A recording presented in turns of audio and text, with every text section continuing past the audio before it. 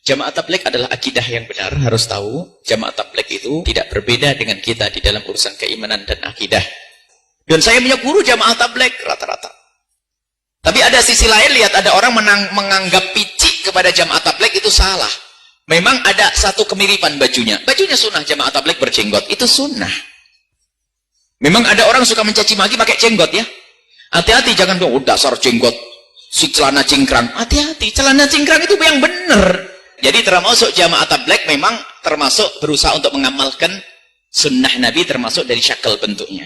Mereka pakai imamah, bagus. Kemudian dia ini, dan berani mereka itu, lihat. Kemana-mana nggak ngerepoti orang, nggak pernah tanya berani bayar berapa ke saya. Ada orang salah paham, kita pernah suruh membantu ngusir. Kenapa? Ya ini ada akidah sesat nih, suka bid'ain. Mana? Ini. Kita datangi jamaah tabligh, bukan. Jamaah tabligh nggak suka bid'ain. Kalau suka bid'ain keluar. Pernahkah sebagai jamaah masjid kita pernah dapat informasi masjid kehilangan jam atau kehilangan mimbar ataupun juga kehilangan kotak infak yang ternyata pencurinya itu adalah jamaah tabligh? Secara jujur, pernah? Tidak pernah kita dengar yang semacam itu. Justru mereka menjadi wakil-wakil kita untuk mengibarahkan masjid yang pada saat dengan kita sibuk dengan urusan kita masing-masing. Ternyata dengan mereka sudah berada di rumah Allah Jalla wa'ala.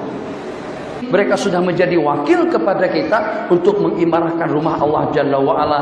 Tidak dijemput, tidak diundang, tidak dibayar. Ternyata dengan kehadiran daripada mereka, secara tidak langsung kita terutang jasa dengan mereka-mereka. Kenapa?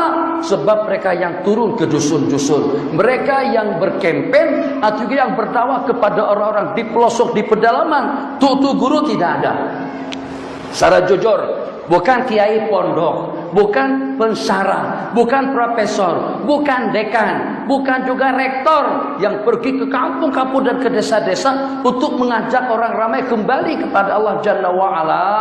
Itu dalam berapa banyak markas-markas Islam yang ada di negara Eropa atau di Eropa, daripada gereja menjadi kepada masjid, usaha dakwah daripada jamaah tabligh, daripada kafir samsing nih dengan tatunya di sini, ternyata menjadi orang yang dekat kepada Allah Jalla wa'ala. Bahkan dengan keyakinan yang sulit untuk kita menjadi tandingannya. Berpuluh-puluh tahun kita sembahyang, tapi keyakinan kita masih belum mantap. Baru sebulan dia masuk tabligh, Masya Allah tabarakallah, sudah boleh merintih-rintih di hadapan Allah.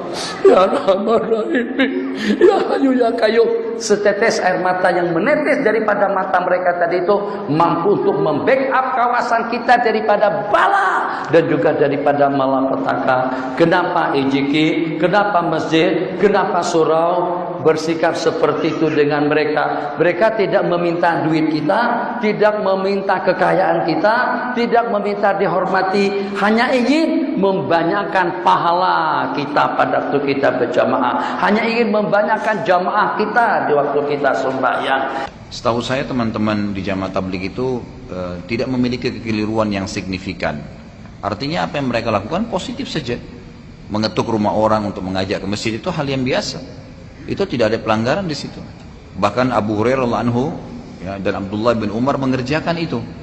Ada sahabat yang mengerjakan itu. Mereka kalau jauh sebelum waktu sholat, mereka memang keliling rumah-rumah kerabatnya, dipanggil-panggilin sholat, sampai ke masjid sudah azan, gitu kan.